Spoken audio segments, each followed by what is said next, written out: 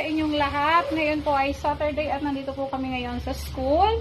Kasama ko po ang walang iba kundi si Mylene, ang aming representative ng grade 6. Siya po yung representative po sa Miss Eco Pobes. Yan. Kaya po kami nandito ay kami po ay magda-dumpster.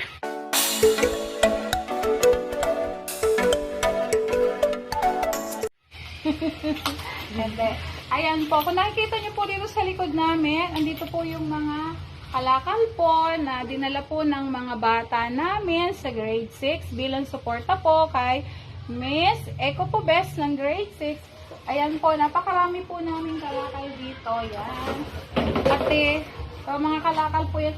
Yan po yung mga bote, mga plastic bottles, mga papel po, karton, kung ano po yung pwedeng maibenta na dinala po ng mga bata bilang donasyon na rin nila sa school kasi nga po may proyekto po kami na gagawin dito sa school. No? Ang bawat grade level po ay nagkaisa din para po sa aming proyekto at ito po yung aming bilang proyekto po ng school, yung po mga recycled materials na pwede po nating mapakinabangan, yan pwede po natin dalhin dito sa school at pwede po nating ma-donate. O ano Maylene, ano masasabi mo? Marami ka na bang kalakal? Kasi may contest din po ito eh. Pero hindi naman po ito yung wala po kami dito mga solicitation money, kundi lahat po ay manggagaling po sa kalakal. Ayan, Maylene. Pero mayroon din pong talent na ipakikita si Maylene.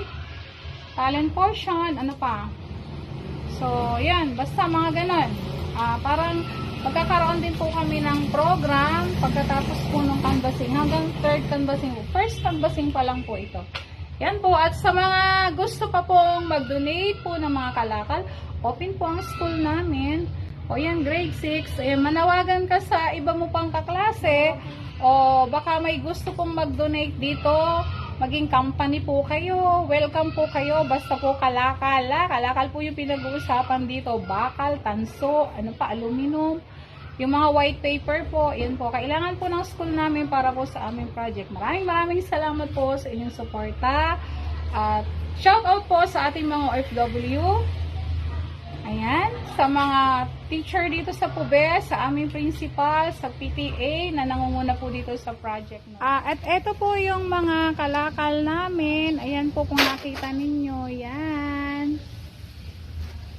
Ito po yung mga naipon namin. At sana makatulong po ito sa aming school. Yan yung mga papel-papel na ganyan po na white. Ito yung mga pasimuno po nitong proyekto na to.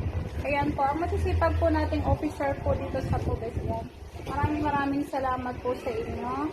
At ako po yung uwi na, maglalaba pa kami. Sabay yung uwi ang wala. Yung ipinalag kami, sabay yung uwi. Uuwi na kami kasi sila naman po taga rito lang.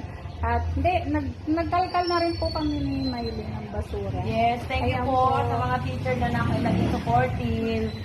At lalo higit po sa inyo, maraming salamat po din. Dahil ito pong proyektong ito ay para po sa amin, dito sa school. Ayan, para po din sa mga bata. Yung mga bata po natin ang magbe-benefit po nito.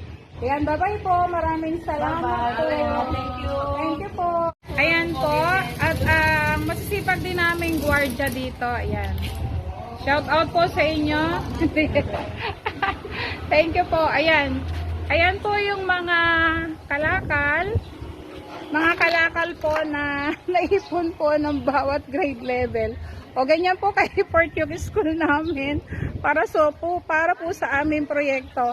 Ayan, nakatambak po pa grade level. Parang ina lang po atang amin ang kukunti. Ayan po. Ito po yung proyekto ng aming school. Ayan, ito po sa ibang grade, mga grade 3, grade 4, or grade 5 po yan. Ito po, o yan. Ang dami.